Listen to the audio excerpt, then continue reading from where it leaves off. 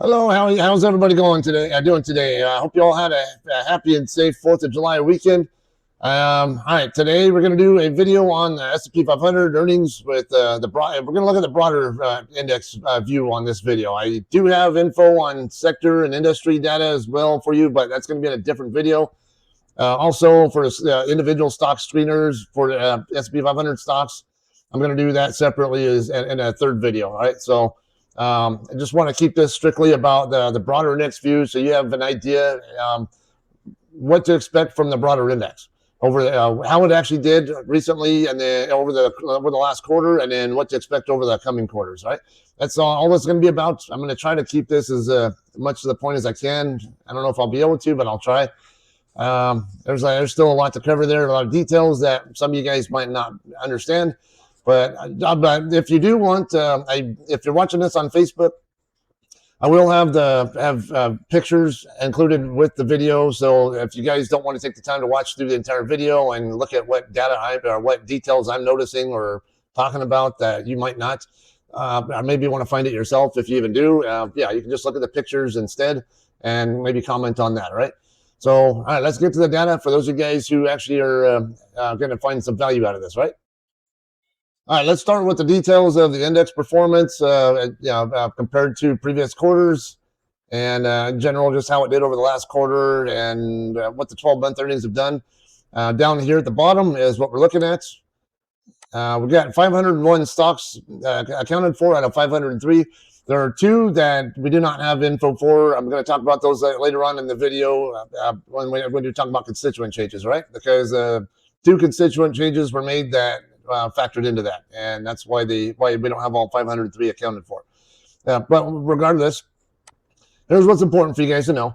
For one, we had over 21% quarterly year-over-year earnings growth over the last quarter. That is actually very healthy, very good number here. As you see here, this is getting a little bit astronomical there on a quarterly basis here in 2021. But you see, for comparison though, we have, in 2018, we had some not too far off numbers from there. And we ended up getting earnings growth in the mid-20s by the time all was said and done, before it slowed back down. All right, so where are we at with that? I don't know. We just got to keep following the quarterly earnings. The next, one of these upcoming slides here, I'm show you, will give you kind of an idea when to expect that it might slow down. But as of right now, we're looking really good.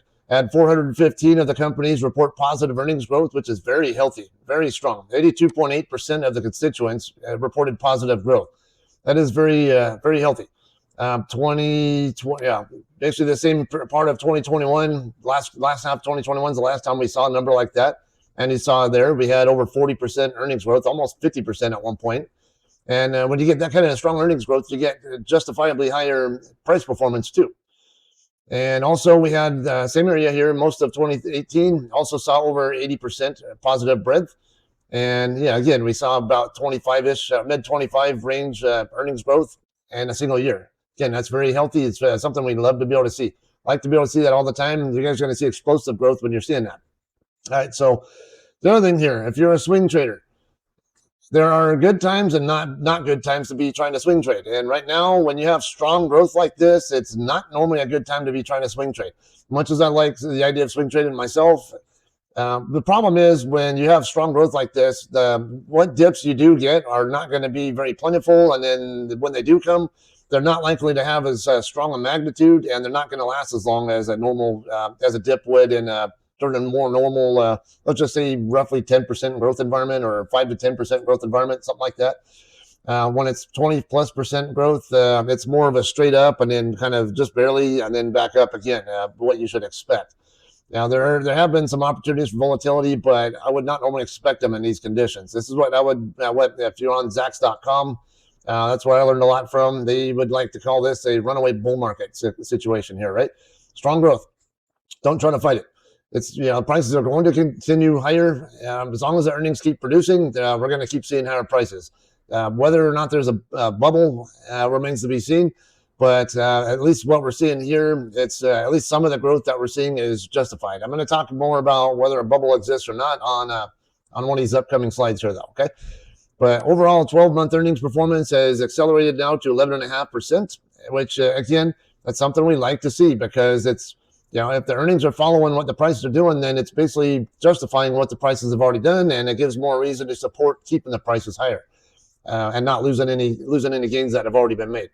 Okay, so what we do want to watch for, though, is if it stops accelerating and then starts to decelerate, then the growth rate will start to slow, but it doesn't mean that it's going to be a concern about recession. It just means the growth rate will slow down.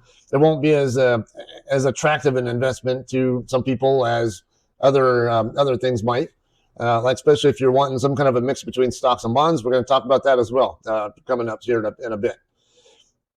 All right, so needless to say, all in all here, this was a very good, solid quarter as far as performance was concerned. This chart here is just the same thing as what you saw on the positive performance. That's all it's indicating is what percentage of the companies in the index reported positive earnings growth. The idea here is to get a gauge of what is a mean, or about a rough average on a typical quarter. Usually I tend to see, I think about 64, 65%, somewhere in that ballpark, if I remember correctly, is about the rough average of what a typical quarter might have. And as you see here, we're way up above that, over 80%. Anytime we're up above 70% even, we're doing pretty good. But when we're up above 80%, we're doing really good. And we're in that really good situation right now. Moving on to some of the other info here, we got the update on the total S&P 500 market cap. It is now at $72.752 trillion. And the percent growth rate, as expected over the next year for earnings, is just over 16% now. This is actually up higher than what it was last time I gave you guys an update, I think last month. Last month, I think we were somewhere around 15, maybe 15.5% is what I was projecting, but it's actually up even more to 16 now. And mind you, certain companies, especially like SanDisk and Micron, like I've talked about before, they played a big role in the strong earnings performance over the last quarter. But at the same time, they are also factoring into why this overall growth rate is accelerating too. They're not the only ones participating in it, though. Okay, so don't think that just these few big companies with with the AI backgrounds and strong expectations that they're single-handedly doing this, right? 82% of the index actually participated in some way, shape, or form to this kind of growth. That's a lot of participation, not just by a few big companies. Okay, so current value, for those of you guys who don't understand this info, I'm going to explain this, right? So the current value is basically what I think the index would be worth right now if you have no earnings growth at all expected in the future. If you just have flat, without any pricing in forward future expectations, that's where I think the index would be valued at, about 6750 level.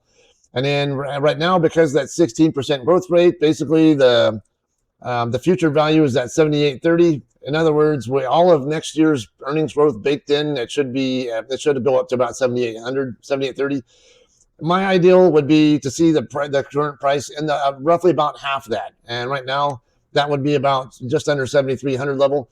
We entered the quarter at 74.99. So we're a little on the elevated side, but 7,500 from 7,300 isn't very much. It's not a very big bubble. It is a bubble. It's just not very much of one. It's not one that I'm really too inclined to worry about when the forward estimates over the next few quarters are still strong. We're going to get to that some more in a bit here, right? So again, there's a little bit of a risk of a correction, but not much of one, I would say. All right, so if you guys are swing traders right now, 70-35 range would be the bottom end of what I would call a normal volatility range, and then just below 7,300. Investors tend to like psychological numbers, like the easy, round psychological numbers. So I might say 70-25 perhaps on the bottom end, maybe 70-50, and right around 7,300 for a top is what should be reasonable at the moment. Okay, for those of you guys who don't know what the PER ratio is, that is basically a measure, it's a comparison between stock earnings yields and bond yields. And basically what this amounts to is, now, if you guys see if you guys are following Deb's posts where she's got different strategies, one of them is ADC 20G. Okay, now that is mainly intended for those of you guys who are already retired and you already have an adequate balance in your account for your retirement needs. I always say divide your account balance by 240 first. Compare that against your monthly need from TSP or from your 401k account if you're not a TSP participant, because not everybody watching this has anything to do with the federal government. All right, divide your balance by 240. And whatever that amounts to, that's the amount that you should be able to withdraw monthly during retirement without having too many problems with running out of money before you die. All right. So if you're comfortable with that amount, then following this beer ratio figure might be up your alley. Just, and if you're in TSP, just go between C and G funds. That's it. So if you think of it as the 80%, that would be the C fund, and then 20% would be the G fund. That just happens to be, by dumb luck, what the same number is that Deb frequently recommends on with her own recommendations. Mine differ a little bit based on follow the beer ratio. If stock earnings start dropping and bond yields start going up higher, then it puts more weight on the bonds, and it makes them more favorable, and it creates a higher risk of a recession as well. Once the balance leans in a bond's favor, right? It doesn't mean that a recession will come. It just means there's a better chance that bonds will be a better investment opportunity for you than stocks at that point, right? And so for that reason, if you don't really feel comfortable having any more in stocks than really necessary at any, and you actually want something that's economically sensitive or market sensitive, follow this beer ratio, right? I will give you updates at recurring intervals, usually every month. When stock earnings are, when we're in a busy part of stock earnings updates, then I'll do it weekly. But normally on a monthly basis is what I shoot for. All right, so looking now at what to expect over the coming quarters. All right, I said 67.45 was where we ended this quarter at, and I had 21% quarterly performance. Next quarter, I'm expecting about 240-ish point increase on the value. So if we stay at that 16% rate, I don't expect that it will necessarily, but then again, if you look right here, the quarterly, we do have 2 quarters of very healthy, actually about 3 quarters, but it's expected to top off at the end of fourth quarter. And then as we get into 2027, it should start slowing down, but still be in double-digit growth period. All right, so we're still looking good for all of the next 4 quarters at the moment, right? But I would expect that the strongest gains that were actually realized gains for the earnings relative to the price will come between third and fourth quarter of this year. And then the growth rate will slow in first and second quarter of 2027. All right, so given that, if we go up about 240 points from this, we're going to be up just below the 7,000 level. Or if we also go up from where this level's at for 240 above that, then we're talking about 75.30-ish. So 75.25, I guess, would be my target price for the end of third quarter. And then looking 2 quarters ahead, that is getting almost 600 points above where we're at now. So that would put us around 7,900 on that, 78.50, 7,900, somewhere in that ballpark as far as what to expect at the end of the year, as far as the S&P 500 price. So that would be my guess. I believe a lot of the professional analysts have been estimating somewhere in a 7,700, 7,800 range mainly, but I think some revisions have been getting made too after earnings updates have been coming out as well. I don't know what they've all been coming to a consensus with, but the ones, the notable articles I've read that mentioned price targets for the S&P 500, most of them seem to be in around the 7,800-ish range. So I'm not really that far above where they're projecting with this info here. Okay, and then moving on to the end of first quarter 2027, we're going to be 850, maybe even 900 points above where we're at now. I would say at least 850 though. So if we're at almost 7,300, we're talking about 8,150-ish. Would be S&P 500 price target for the end of first quarter 2027. And finally, by this time next year, we're going to be good, almost 1,100 points above where we're at. So about 8,400 would be my price target for the index a year from now. But again, this is based on a 16% growth rate. Will it actually stay there? I don't know. Remember, I do see some data suggesting that it should accelerate above 16 as we progress through the rest of 2026, but it will slow back down. So in 2027. So I'm hoping I'm at least in the ballpark of where these numbers should end up actually panning out to be. All right, looking at price versus earnings performance here. I talked about how the index closed at 74.99. There you go. I did not update this date though, which I apologize for. Okay, and as you see there, the raw earnings are at 67.45, and so this is implying 11% price increase over trailing earnings. And what that implies is a 22% growth rate over the next year. So it's in the same ballpark really of what I got there. So for 2 quarters, and by the end of the year, you see I got there about 21% as on a quarterly basis. What's expected, and if it sustains itself over 4 quarters, then that's roughly about what you might expect to see over the course of a 12-month earnings period. So um, if there is a price bubble, this is actually going to argue against it, if anything. Right? So this actually, again, looks pretty healthy.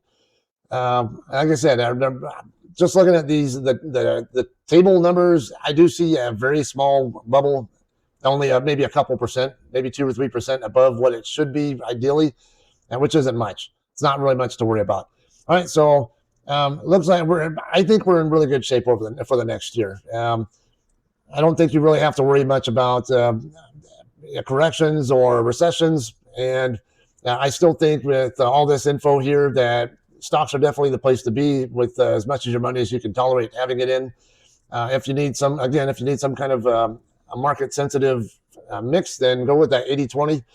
And I will update you over, as new earnings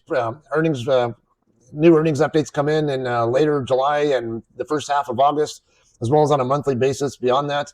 And at each quarter, that can change dynamically. Okay, so we could end up being like 85-15 or something for stocks, or 90-10 I've even seen. But or it could end up slowing down to where we could end up like 60-40 or something. But that'll help you guys out who don't want to have an excessive amount in there. I'm going to look at the bond yield curve here because that does factor into that beer data here, and it also gives you an idea what's going on with the health of the economy itself in general. Okay, so a couple of some basics here for you guys. The 30-day yield over here on the left, that tends to be right around where the current Fed funds rate is at. That does tend to move up or down about a quarter of a point. Once we're getting real close to a Fed fund meeting, if they think that the Fed is actually going to raise or lower the interest rate.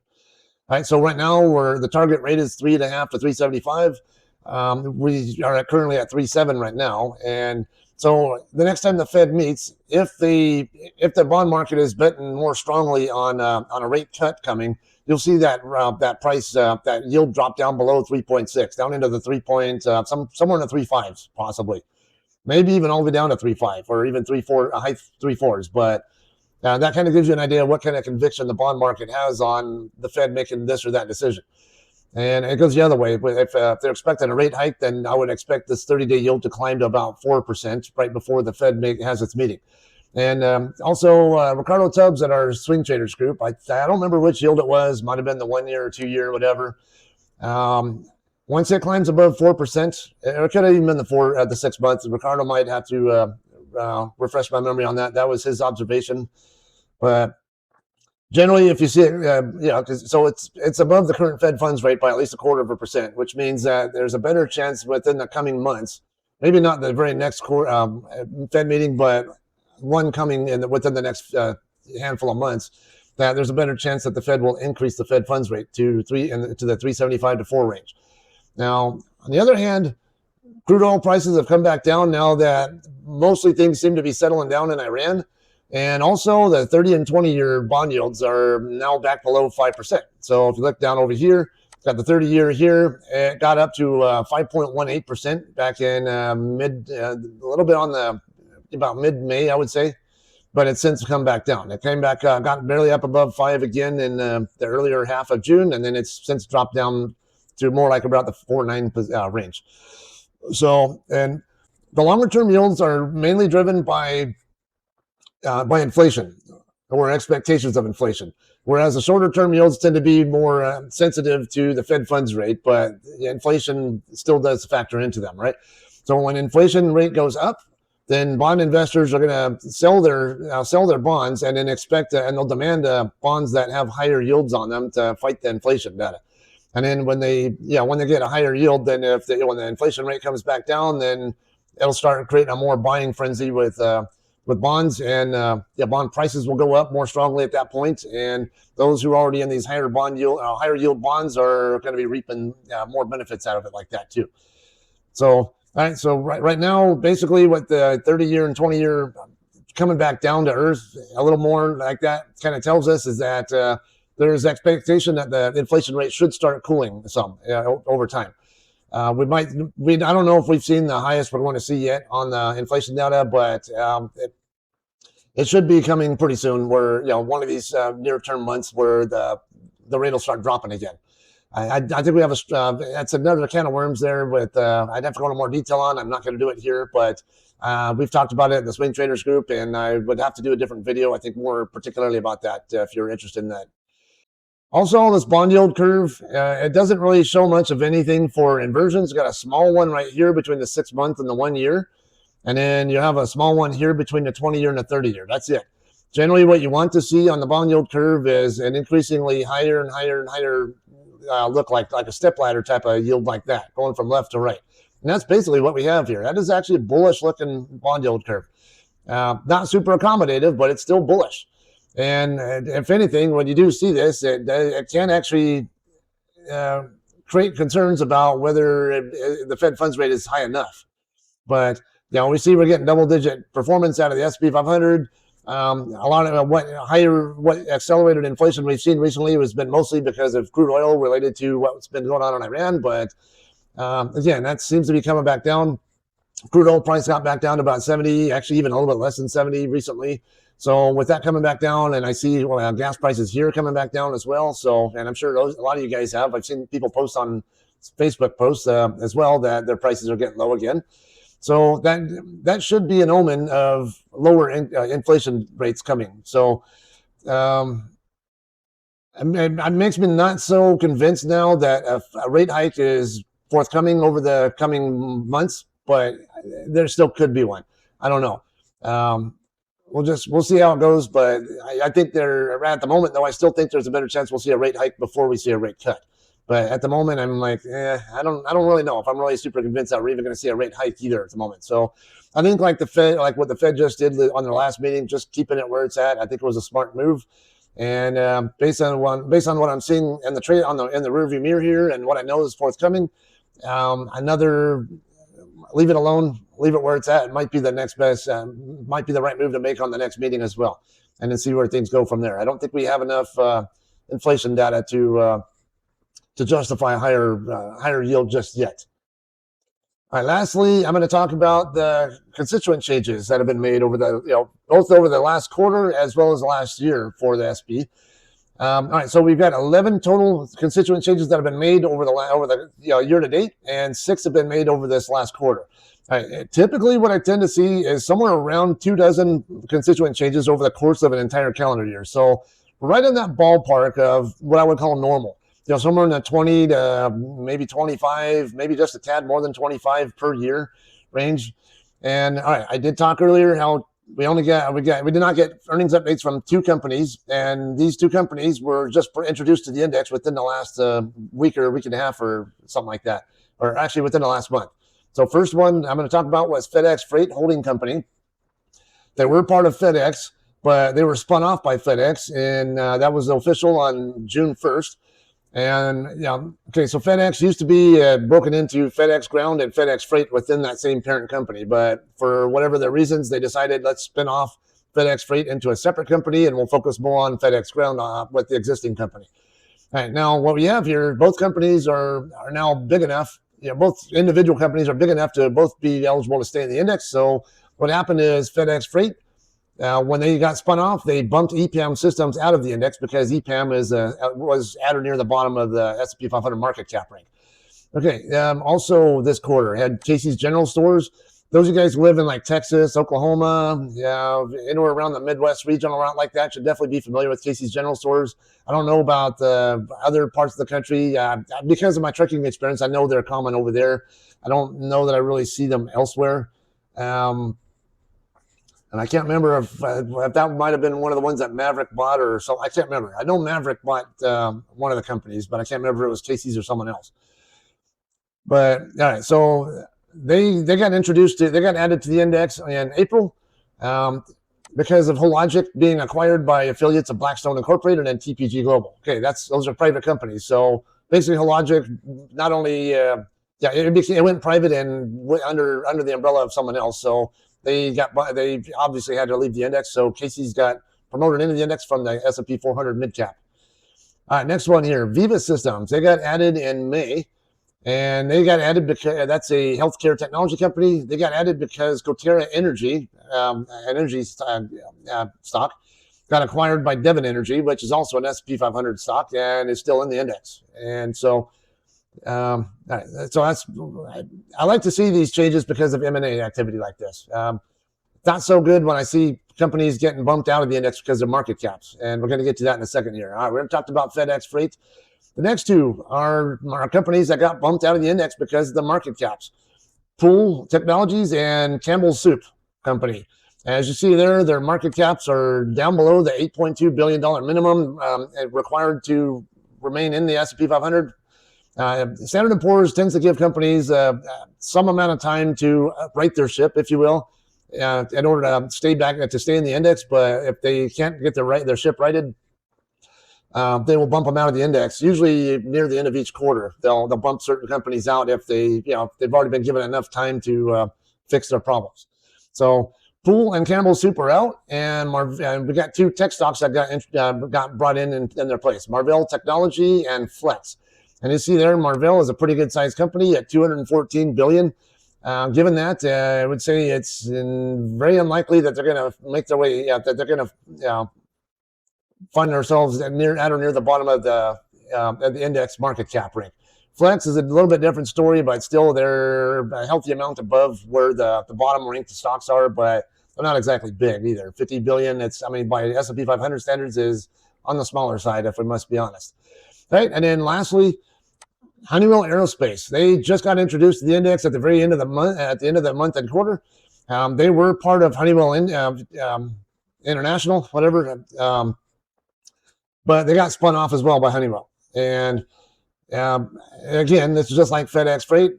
The new version of Honeywell being separate now is also both Honeywell International and Honeywell Aerospace are both big enough to remain in the index. So because of that, this new Honeywell Aerospace side bumped Conagra Foods out of the index because of its market cap rank. All right, I know that was a lot to cover. It took longer than I ideally want to take, but sometimes these details are necessary for good explanation or a good informational use for those of you guys who might not catch some of these details on your own.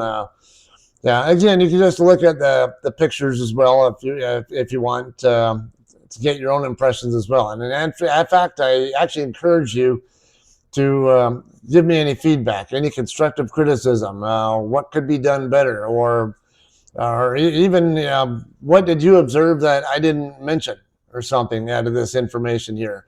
Anything can be useful here, right? Looking for engagement. I appreciate anything you can give me. Whoever took the time to watch this video all the way through, I definitely appreciate you guys especially. We'll have some more footage videos for you guys coming up with sector and industry data for those of you guys who have IRAs or taxable brokerage accounts, or if you invest within the TSP mutual fund window as well. That'll be separate. And then, of course, a third video probably for stock screeners, right? That's all I got for today. Again, hope you all had a happy and safe 4th of July weekend. Obviously, I'm safe. I'm happy. So I'm going to call this one a day. You guys have a great day, and we'll see you on the next one.